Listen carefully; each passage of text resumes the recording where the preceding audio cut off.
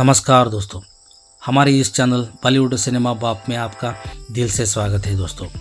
दोस्तों आप हमारे इस चैनल को सब्सक्राइब करो, बेल आइकन प्रेस करो ताकि आने वाली हमारी हर नई वीडियो की जानकारी आप तक सबसे पहले पहुंच सके। दोस्तों आज हम बात करेंगे 90 के दशक में दूरदर्शन पर कई बेहतरीन धारावाहिक प्रसारित होते थे।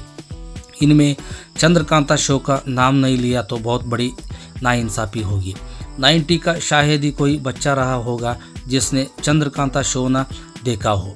उस दौर में लोगों के बीच इस शो का क्रेज कुछ ऐसा था कि हम समय से पहले अपने सारे काम निपटा लेते थे। शो का टाइटल सॉन्ग प्ले होते ही पूरा परिवार टीवी के सामने पसर जाता था। दर्शकों ने इस शो पर अपना भरपूर प्यार लुटाया। दोस्तों इस किरदार को जीवंत करने वाले कलाकार अखिलेंद्र मिश्रा को भला कैसे भूल सकते हैं। अखिलेंद्र ने केवल क्रूर सिंह ही नहीं बल्कि सरफरोश में मिर्ची सेठ, लगान में अर्जन और गंगाजल में बेईमान पुलिस वाले भोरेलाल जैसे किरदारों को भी यादगार बनाया है। दोस्तों अखिलेंद्र मिश्रा बिहार के छपरा जिले के रहने वाले हैं। 28 मार्च 1962 को इनका जन्म हुआ था। मूल रूप से इनका परिवार किसानों का परिवार है, लेकिन जब इनके पिता ने कस्टम विभाग में नौकरी करनी शुरू की तो उन्हें ट्रांसफ़र के चलते अलग अलग शहरों में अपने बीवी बच्चों संग रहना पड़ा। 10 भाई बहनों में अखिलेंद्र मिश्रा सबसे छोटे थे। अखिलेंद्र की शुरुआती पढ़ाई एक गुरुकुल में हुई थी। गुरुकुल के बाद एक पब्लिक स्कूल में इन्हें 4वीं क्लास में दाखिला मिला। शुरुआती स्कूलिंग के बाद मैट्रिक की पढ़ाई करने ये अपने शहर छपरा वापस आ गए। बाद में छपरा के ही राजेंद्र कॉलेज से इन्होंने बीएससी पूरी की। अखिलेंद्र की मां चाहती थी कि इंजीनियर बने, तो इन्होंने इंजीनियरिंग की तैयारी करनी शुरू कर दी। इन्होंने इंजीनियरिंग करने के लिए कई एंट्रेंस एग्ज़ाम भी दिए, लेकिन इन्हें सफलता नहीं मिल सकी। और शायद इनकी किस्मत ने इन्हें इंजीनियरिंग इसलिए नहीं बनने दिया क्योंकि आगे चलकर इन्हें अभिनय जगत में अपना नाम बनाना था। एक दिन शाम के वक्त ये अपने भाइयों संग गांव के ही प्राइमरी स्कूल घूमने चले गए। इत्तेफाक से वहां गांव में हर साल दशहरे के मौके पर होने वाले नाटक की रिहर्सल चल रही थी। उस नाटक के डायरेक्टर ने जब अखिलेंद्र को देखा तो उसने इनसे पूछा कि क्या तुम एक्टिंग करना चाहोगे। दरअसल जिस नाटक में वो डायरेक्टर इन्हें लेना चाहता था वो बाल विवाह पर आधारित था। उस नाटक में लीड किरदार के लिए उन्हें एक छोटे लड़के की ज़रूरत थी। अखिलेंद्र ने जब नाटक करने में दिलचस्पी दिखाई तो डायरेक्टर ने इन्हें स्क्रिप्ट दे दी और अगले दिन याद करके आने को कहा। इस तरह अखिलेंद्र मिश्रा ने पहली दफ़ा गांव में हुए उस नाटक में हिस्सा लिया और उस नाटक में इनके काम को खूब सराहा गया। तारीफें मिली तो अखिलेंद्र हर साल दशहरे की छुट्टियों में गांव आने लगे और नाटकों में हिस्सा लेने लगे। यही से अखिलेंद्र मिश्रा की अवचेतना में ये बात घर कर चुकी थी कि क्यों ना एक्टिंग को ही प्रोफेशन बनाया जाए। अखिलेंद्र को सफलता मिलनी शुरू हुई तो जिला स्तर पर अखिलेंद्र ने नाटकों में हिस्सा लेना शुरू कर दिया। बिहार की राजधानी पटना में हुए बिहार यूथ फेस्टिवल में इन्होंने छपरा का प्रतिनिधित्व किया और वहां भी एक नाटक परफॉर्मेंस किया। जहां एक तरफ नाटकों में अखिलेंद्र को सफलता मिलती जा रही थी तो वही दूसरी तरफ इंजीनियरिंग बनने की इनकी तमाम कोशिशें नाकाम हो रही थी। हालांकि ये एक ब्रिलियंट स्टूडेंट थे, लेकिन किस्मत इन्हें इंजीनियरिंग में जाने नहीं दे रही थी। इनके घर वालों ने इनसे एमएससी करने को कहा। इस वक्त नाटकों को ही अपनी दुनिया मान चुके अखिलेंद्र को पता था कि अगर इन्होंने एमएससी कर ली तो फिर वे कभी भी अभिनय की दुनिया में नहीं जा सकेंगे। इन्होंने किसी तरह एक्टर बनने की अपनी ख्वाहिश के बारे में अपने घर वालों को बताया। इनके घर वाले पहले तो बेहद हैरान हुए, बाद में थोड़ा नाराज़ भी हुए, लेकिन जब इन्होंने साफ कर दिया कि ये सिर्फ और सिर्फ एक्टिंग करेंगे तो घर वालों को इन्हें इजाज़त देनी ही पड़ी। अखिलेंद्र को पता था कि अगर उन्हें थिएटर में करियर बनाना है तो दिल्ली या मुंबई जैसे बड़े शहरों का रुख तो हर हाल में करना ही होगा।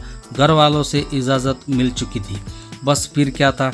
एक दिन ट्रेन पकड़कर ये आ गए उस जमाने के बॉम्बे यानी मुंबई शहर। यहाँ आकर ये इप्टा संग जुड़ गए। शुरुआत में इन्हें इप्टा में भी काफ़ी संघर्ष करना पड़ा। जाते ही इन्हें बढ़िया रोल्स नहीं मिल पाए। ये पानी पिलाने, झाड़ू लगाने, कॉस्ट्यूम्स आयरन कराने जैसे कई छोटे मोटे काम शुरू में करते थे। बाद में इन्हें भीड़ में खड़ा होने के मौके मिलने लगे।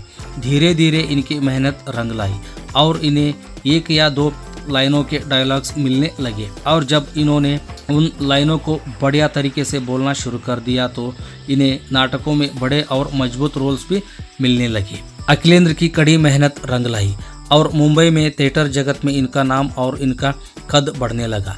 थिएटर में नाम हुआ तो फिल्म इंडस्ट्री की नज़रें भी इन पर पड़ने लगी। इसी दौरान इन्हें नीरजा गुलेरिया की अपकमिंग टीवी शो चंद्रकांता की खबर मिली। बस फिर क्या था, इनकी किस्मत ने एक बार फिर से एक बड़ा टर्न लेने की तैयारी शुरू कर दी। उन दिनों अखिलेंद्र मिश्रा मुंशी प्रेमचंद्र की कहानी पर बेस्ड नाटक मोटेराम का सत्याग्रह में काम कर रहे थे।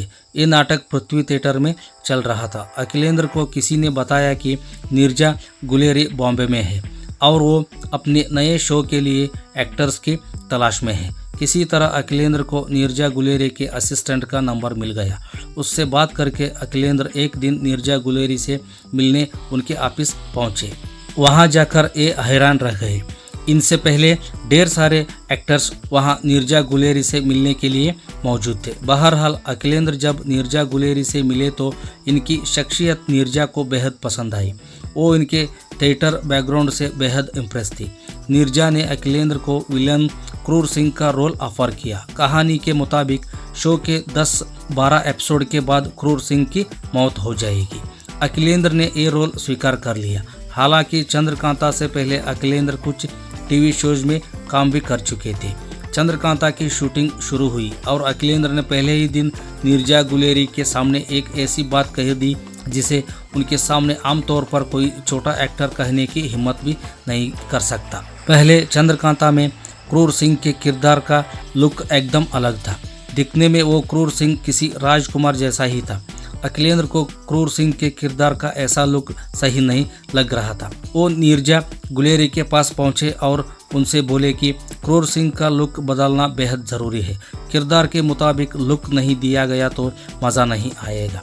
नीरजा गुलेरिया हैरान थी। उन्हें यकीन नहीं हो रहा था कि यह नया कलाकार उनसे ये बातें कह रहा है। लेकिन काफ़ी सोच विचार करने के बाद नीरजा को अखिलेंद्र की बात सही लगी। फिर मोटी मोटी मूंछों और भयानक दिखने वाली सिंह सामने आया। यहाँ आपको ये बताना भी ज़रूरी है कि क्रूर सिंह का गेटअप बदलने के बाद अखिलेंद्र को एक नई चिंता सताने लगी थी। दरअसल नए रूप वाले क्रूर सिंह की बाहें और मूंछें इतनी मोटी थी कि अखिलेंद्र का पूरा चेहरा उनमें छिप गया था। अखिलेंद्र को आभास हुआ कि इस तरह उनके चेहरे को तो कोई पहचान नहीं पाएगा। लेकिन जल्द ही उन्हें इसका एक बड़ा सॉलिड सॉल्यूशन भी मिल गया। चंद्रकांता की स्क्रिप्ट में उनके डायलॉग्स के बाद यक लिखा था। ये दरअसल एक साउंड इफेक्ट था जो इनके हर डायलॉग्स के बाद एडिटर को लगाना था। अखिलेंद्र ने इस यक को शो में अपने तकिया कलाम की तरह इस्तेमाल करना शुरू कर दिया। यही यक ही आगे चलकर यक्कू के तौर पर मशहूर हुआ था। हालांकि शुरू में नीरजा गुलेरिया ने इनसे ये तकिया कलाम इस्तेमाल करने से मना किया था। नीरजा ने इनसे कहा था कि इसका मतलब अच्छा नहीं होता, लेकिन अखिलेंद्र के मनाने पर नीरजा मान गई। अखिलेंद्र चंद्रकांता में बोलते तो यक थे, लेकिन बच्चों ने इसे यक्कू के नाम से पॉपुलर कर दिया। अखिलेंद्र जब छपरा से मुंबई आए थे तो इनके घर वालों को लोगों के बहुत ताने सुनने पड़े थे। लेकिन अखिलेंद्र को मिली कामयाबी ने हर आलोचक की बोलती बंद कर दी। चंद्रकांता ने अखिलेंद्र को पूरे भारत में पहचान दिला दी थी। इस कामयाबी ने अखिलेंद्र के लिए फिल्मों के दरवाजे भी खोल दिए। मिश्रा की पहली फिल्म 1993 में सुधीर मिश्रा द्वारा लिखित निर्देशित धारावी थी, जिसने 93 में हिंदी में सर्वश्रेष्ठ फीचर फिल्म, सर्वश्रेष्ठ संगीत निर्देशन और सर्वश्रेष्ठ संपादन के लिए राष्ट्रीय फिल्म पुरस्कार जीता था। साल 1995 में आई सलमान खान की फिल्म वीर गति से अखिलेंद्र का फिल्मी सफर भी आखिरकार शुरू हो गया। इस फिल्म में अखिलेंद्र विलन के रोल में नजर आए थे। हालांकि इससे पहले धारावी, बेदर्दी जैसी कुछ फिल्मों में ये छोटे छोटे किरदार निभा चुके थे। वीरगति फिल्म से जुड़ा एक रोचक किस्सा यूँ है कि छपरा में अखिलेंद्र का पूरा परिवार उनकी ये पहली फिल्म देखने गया था। फिल्म के क्लाइमैक्स में जब सलमान खान अखिलेंद्र के किरदार इक्का सेठ को मारते पीटते हैं और आखिर में पेट्रोल से नहलाकर एक जलते घर में फेंक देते हैं। तो ये सीन देखकर सिनेमा हॉल में बैठी अखिलेंद्र की मां रोने लगी। किसी तरह उनको समझाया बुझाया गया था। इस घटना के बाद अखिलेंद्र के पिता इनसे अक्सर कहा करते थे कि तुम क्यों हमेशा विलन के रोल करते हो, अच्छे किरदार भी निभाया करो। हालांकि ऐसा हो न सका। अखिलेंद्र को अधिकतर नेगेटिव रोल्स ही ऑफर हुए और वो भी इन्हीं रोल्स को करते गए। फिल्म सरफरोश में अखिलेंद्र का निभाया मिर्ची सेठ का किरदार भी बेहद दमदार था और इत्तेफाक से ये भी एक नेगेटिव किरदार ही था। अखिलेंद्र की सबसे खास फिल्मों में से एक है लगान। लगान में अखिलेंद्र के किरदार का नाम अर्जन था। चूँकि आमिर खान सरफरोश में अखिलेंद्र संग काम कर चुके थे तो उन्होंने ही अखिलेंद्र को भी लगान में एक रोल देने का फैसला किया था। इस फिल्म की शूटिंग गुजरात के भुज में हुई थी। शूटिंग की लोकेशन से फिल्म के क्रू का होटल लगभग 5 घंटे की दूरी पर था। सुबह सुबह फिल्म की पूरी यूनिट बस में सवार होकर लोकेशन तक जाती थी। अखिलेंद्र रोज बस में गायत्री मंत्र चला दिया करते थे। शुरू में तो सब हैरान थे, लेकिन बाद में सबको इसकी आदत लग गई। खुद आमिर खान को भी रोज सुबह गायत्री मंत्र सुनकर अच्छा लगने लगा। एक दिन आमिर ने अखिलेंद्र को अपने पास बुलाया और उनसे गायत्री मंत्र का अर्थ बताने के लिए कहा। अखिलेंद्र ने आमिर को गायत्री मंत्र का पूरा अर्थ समझाया भी। इसके बाद आमिर और अखिलेंद्र की दोस्ती और भी गहरी हो गई। रामानंद सागर के भाई आनंद सागर की साल 2008 वाली रामायण में अखिलेंद्र मिश्रा ने रावण का रोल किया था।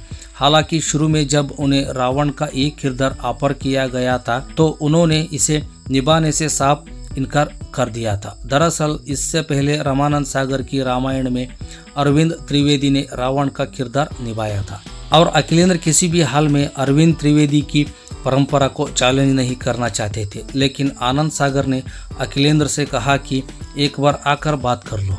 आनंद सागर के बार बार बुलाने पर एक दिन अखिलेंद्र उनसे मिलने पहुंच गए। लगभग 4 घंटे चली उस मीटिंग के बाद अखिलेंद्र उस रामायण में एक्ट करने के लिए हाँ कर दिए। दोस्तों, अखिलेंद्र मिश्रा की कुछ फिल्मों की बात करें तो 92 में धारावी, 93 में बेदर्दी, 95 में वीरगति, 97 में धुआं के 12 हाथ, 99 में सरफरोश, 2001 में लगान, 2002 में लाल सलाम, 2003 में गंगाजल, परवाना और मुंबई से आया मेरा दोस्त, 2004 में फिदा और वीर ज़ारा, 2005 में अपहरण, 2006 में भूत अंकल, 2007 में शूट आउट एट लोखंडवाला और आजा नचले, 2009 में दिल्ली 6, 2010 में अतिथि तुम कब जाओगी, 2017 में काबिल और अंजनी पुत्र कन्नड़ा मूवी और 2024 में जो आने वाली है इंडियन 2 तमिल फिल्म। दोस्तों, आज का एपिसोड समाप्त होता है। मिलते हैं अगले एक सितारा से। तब तक के लिए आप हमारे इस चैनल को सब्सक्राइब करो, बेल आइकन प्रेस करो ताकि आने वाली हमारी हर वीडियो की नोटिफिकेशन आप तक पहुंचती रहेगी। धन्यवाद दोस्तों।